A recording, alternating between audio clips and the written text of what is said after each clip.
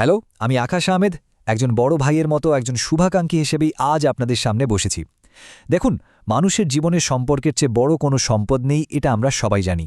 কিন্তু এই সম্পর্কের চেয়ে বড় কোনো যন্ত্রণাও কি আর আছে?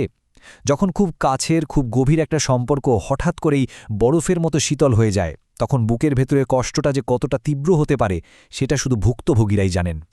আমাদের আজকের এই বিশ্লেষণে আমরা গভীরভাবে দেখার চেষ্টা করব কেন একটা সম্পর্ককে বাঁচানোর জন্য অতিরিক্ত আকুতি বা কান্নাকাটি সম্পর্কটাকে বাঁচানোর বদলে উল্টো চিরতরে ধ্বংস করে দেয়। একবার ভাবুন তো, কি ঘটে যখন কান্নার শব্দ আর ওই পাষাণ হৃদয়টা পর্যন্ত পৌঁছায় না? চোখের জল কিন্তু ভীষণ মূল্যবান একটা জিনিস, কিন্তু সেই জল যখন প্রতিদিন দিনের পর দিন একজন ভুল মানুষের জন্য ঝরতে থাকে, তখন তা ধীরে ধীরে তার সবটুকু মূল্য হারিয়ে ফেলে। সেটা তখন পরিণত হয় শুধুই একটু নোনতা জলে। কেউ যখন মানসিকভাবে তার সবচেয়ে দুর্বল অবস্থায় থাকে আর তার সেই কান্না অপর দিকের মানুষটিকে একটুও স্পর্শ করে না, অবহেলার এই যে এক বুক ফাটা যন্ত্রণা, এটা আসলে ভাষায় প্রকাশ করা সত্যি খুব কঠিন। আমরা অনেকেই না একটা খুব বড় মোহের মধ্যে বাস করি, আর তা হল ওই পাষাণ হৃদয়টাকে গলানোর এক অলীক কল্পনা। আমাদের মনে হয় প্রিয় মানুষটি যখন দূরে সরে যাচ্ছে, তখন যদি খুব করে অনুরোধ করি, তার হাত পা ধরে প্রচণ্ড কান্নাকাটি করি, তাহলে হয়তো সে ফিরে আসবে। আমরা বিশ্বাস করি দুর্বলতা দেখালে বুঝি মানুষের মন গলে যায়। কিন্তু বাস্তবতা জানেন, বাস্তব জীবনের মনস্তত্ত্ব কিন্তু সম্পূর্ণ আলাদা। সিনেমা বা উপন্যাসের ওই রোমান্টিক ধারণার সাথে বাস্তবের এই নিষ্ঠুর মনস্তত্ত্বের বিন্দুমাত্র কোনো মিল নেই। সত্যিটা হলো, আকুতি করে কখনোই একটা মৃতপ্রায় সম্পর্ককে বাঁচানো যায় না। আর এই বিষয়টা বুঝতে হলে আমাদের মনস্তত্ত্বের একটা বিশেষ দিক নিয়ে কথা বলতে হবে। দুর্বলতা আর সম্মানের মাঝে যে মূল্যের বিশাল একটা পার্থক্য বা গ্যাপ তৈরি হয়, চলুন সেটা একটু বোঝার চেষ্টা করি। মানুষের একটা সহজাত প্রবৃত্তি হল মানুষ সবসময় শক্তিশালী এবং আত্মবিশ্বাসী ব্যক্তিত্বের প্রতি আকর্ষণ বোধ করে, কখনোই দুর্বলতার প্রতি নয়। যখন কেউ অপরজনের কাছে নিজেকে অতিরিক্ত মাত্রায় বিলিয়ে দেয়, তখন সে কিন্তু আর একজন স্বাধীন মানুষ থাকে না। সে তখন পরিণত হয় একটি সহজলভ্য বস্তুতে।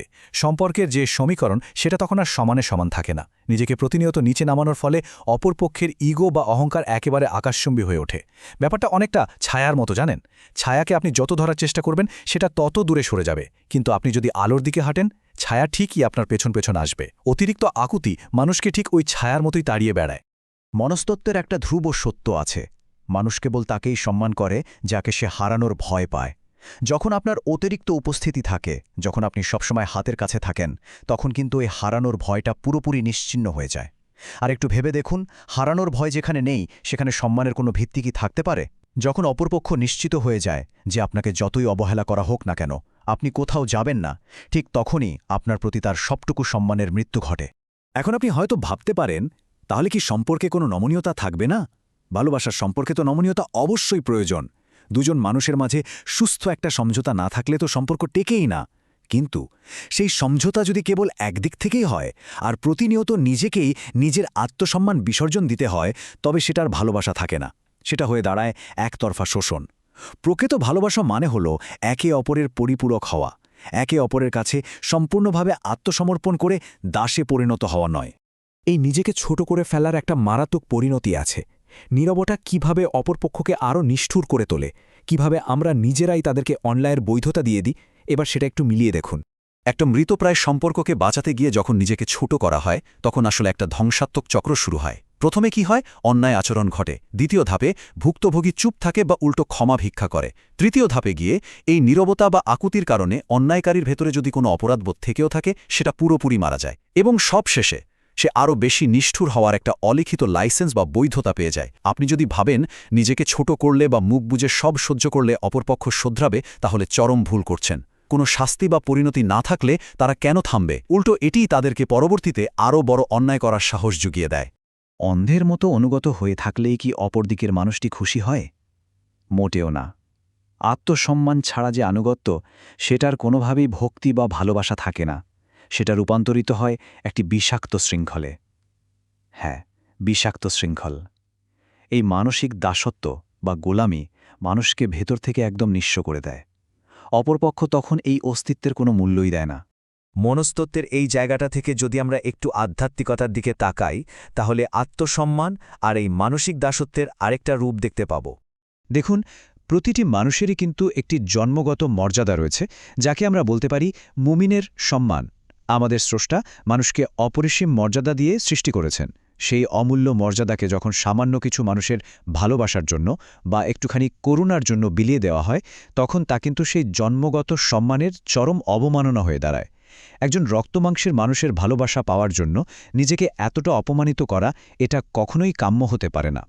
ইসলামিক দৃষ্টিকোণ থেকে যদি বলি, একজন বিশ্বাসী বা মুমিন ব্যক্তি কখনোই মানুষের করুণা পাওয়ার জন্য নিজেকে অপমানিত করে না। ইসলাম অত্যন্ত স্পষ্টভাবে মানুষকে আত্মসম্মান বজায় রাখতে শিখিয়েছে।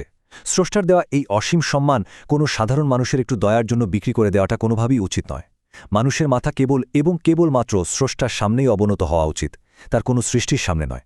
বিশ্বাস করুন, মানসিক দাসত্ব থেকে মুক্তির এটাই সবচেয়ে বড় আধ্যাত্মিক উপায়। তাহলে এখন উপায় কি? উত্তরণের পথটা আসলে কোথায়? চলুন সেই নীরব শক্তির সমাধানটা নিয়ে একটু কথা বলি। এই ধ্বংসাত্মক পরিস্থিতি থেকে বেরিয়ে আসতে হলে একজন বড় ভাই হিসাবে আমি অত্যন্ত দৃঢ়ভাবে বলতে চাই, এই ভেঙে পড়া অবস্থা থেকে এবার উঠে দাঁড়ানোর সময় এসেছে। প্রথমত, আজ এবং এখনই সব ধরনের আকুতি করা, ওই হাত পা ধরা সম্পূর্ণ বন্ধ করে দিন, পুরোপুরি নীরব হয়ে যান। দ্বিতীয়ত, নিজের জীবন, নিজের কেরিয়ার এবং নিজের ব্যক্তিত্বের উন্নয়নের দিকে মনোযোগ দিন। আপনার ওই হারিয়ে যাওয়ার সুন্দর হাসিটাকে আবার স্বাধীনভাবে ফিরিয়ে আনুন। এবং তৃতীয়ত, নিজের জন্য একটি শক্ত সীমানা বা বাউন্ডারি নির্ধারণ করুন। আপনি যখন তাদের ছাড়া বাঁচতে শিখবেন, ঠিক তখনই তারা আপনাকে নতুন করে নোটিস করতে শুরু করবে। আপনি কি জানেন, করুণা বা দয়ার উপর ভিত্তি করে ঠিক কতটুকু স্থায়ী ভালোবাসা তৈরি করা সম্ভব? উত্তর হল 0, একদম 0। দয়ার উপর ভিত্তি করে কোনোদিন কোনো প্রেম টিকে থাকতে পারে না। যখন সব ধরনের মিনতি করা বন্ধ হয়ে যায় আর নিজের জন্য একটা শক্ত সীমানা তৈরি করা হয়, কেবল তখনই একজন মানুষের প্রকৃত মূল্য অন্যের চোখে দৃশ্যমান হতে শুরু করে। তাই সম্পর্ক যদি গড়তেই হয়, শ্রদ্ধা হোক তার ভিত্তি, করুণা নয়। মনে রাখবেন, দয়া করে পাওয়া ভালোবাসা হলো একটা খাঁচার মতো, যেখানে একটু একটু করে দম বন্ধ হয়ে আসে।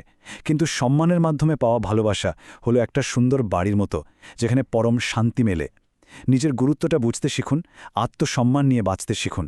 কারণ নিজের আত্মসম্মান বিসর্জন দিয়ে যে সম্পর্ক টিকিয়ে রাখতে হয়, একটু ভেবে দেখুন তো, সেই সম্পর্ক কি আদৌ বাঁচার যোগ্য?